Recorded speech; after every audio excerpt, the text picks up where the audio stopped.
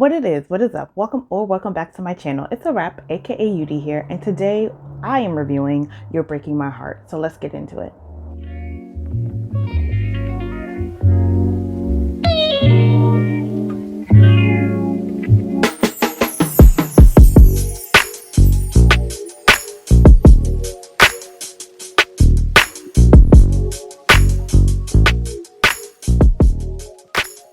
Okay, everyone. I feel like this is perfect timing. So anyway, I haven't done a review since maybe November.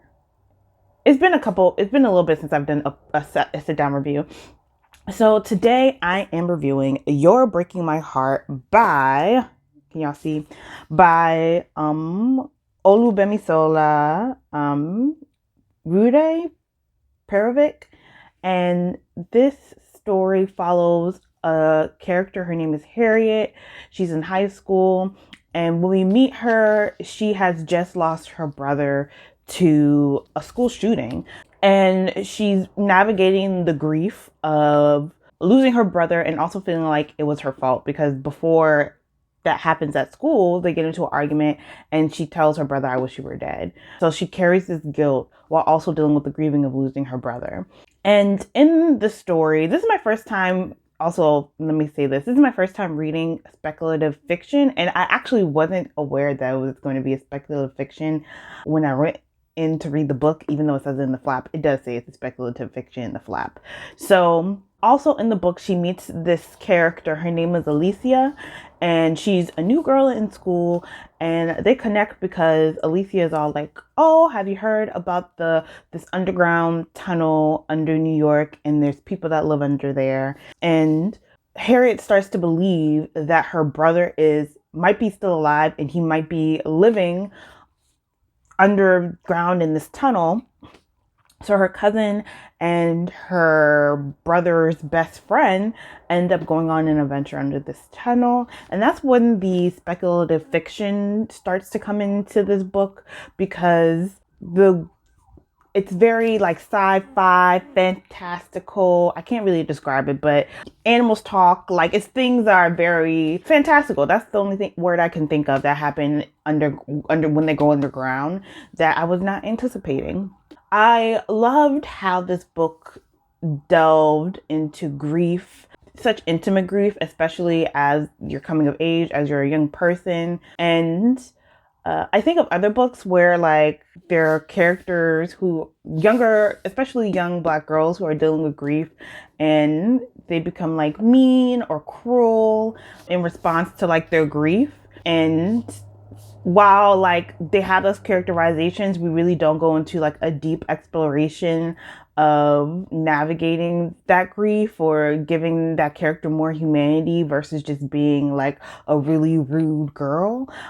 So I did like that Harriet's character, like, she says these things and it's coming from like a place of hurt, and she wishes that she could be kinder, but also she's not being kind to herself. Like, there's this internal dialogue that's happening with Harriet as well as the dialogue that she's having with other people, and the internal dialogue she has with herself is just as hurtful as the dialogue that she shares with these characters, which I really appreciated. I wasn't sure how I felt about the scenes that happen underground. Also, I wasn't prepared. I wasn't prepared. So when she goes underground and all these fantastical things happen, I kept reading thinking that, oh, she's going to come out of the underground and we're going to find out that this was all in her head, and that she is like it's just this fantastic, we're going into the mind of Harriet, and this fantastical escape is her way of coping and grieving with her brother's loss. And maybe that still is the case, but by the end I was kind of like, so is this in her head, or is this her reality? I wasn't sure the whole time that she was underground, how exactly I was supposed to process that, or even, I guess, if I really am supposed to, or I'm just supposed to take it for what it was. So yeah. And I did appreciate her relationship that she had with her best friend, her brother's name was Tunde. Tunde's best friend, Luke. In the book, there has been like months where he just hasn't been around, and in the book he like reappears and he's all like, I have to protect you. I have to protect you, Harriet. And then she also has her cousin, I think it's Nakia. Nakia is her cousin. And they used to be very close when they were younger, but now Harriet is kind of like the odd girl out and is ostracized. And she has also just switched schools. So she doesn't really have friends at her new school. And which is why she also clings to Alicia so much, because she feels like she has like this first friendly connection in a while since losing her brother. And I appreciated that relationship, how Nakia Harriet lashes out on Nakia a lot, and Nakia just kind of takes it in stride and still makes the effort to be there and be the support for her cousin that she needs. Even though she feels like, I don't really want you around, she still is around anyway. So yeah, I appreciated that those relationships within the book. My favorite scenes in the book are when all three of them are together and they're navigating this grief of losing Tunde. Those were my favorite scenes in the book. So one aspect of the book that I also was trying to process and understand, or maybe it was just a quirk like within the book, is that Harriet is also Ade.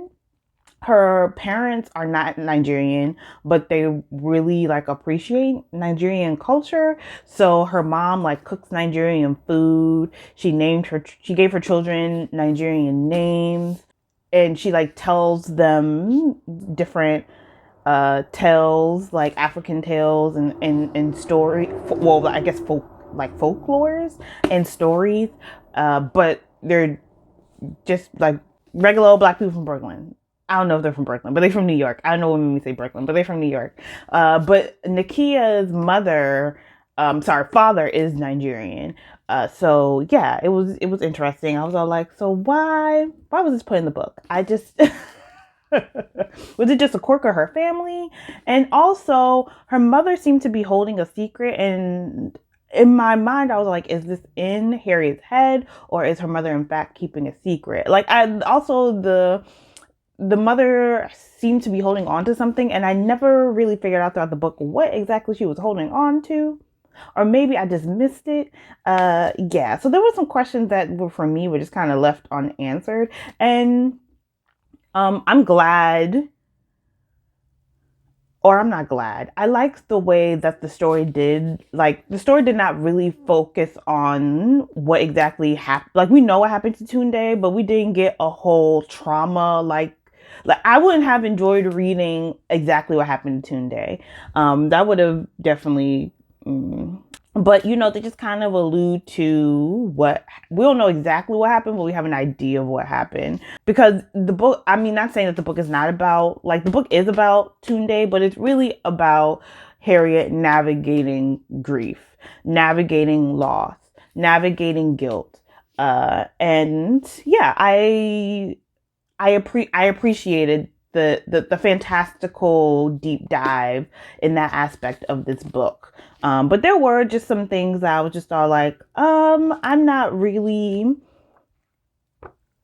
like I'll probably read more because also I'm trying to understand speculative fiction like magic realism, science fiction. Like, is it just a hodgepodge of that? Is it just the fantastical based in reality?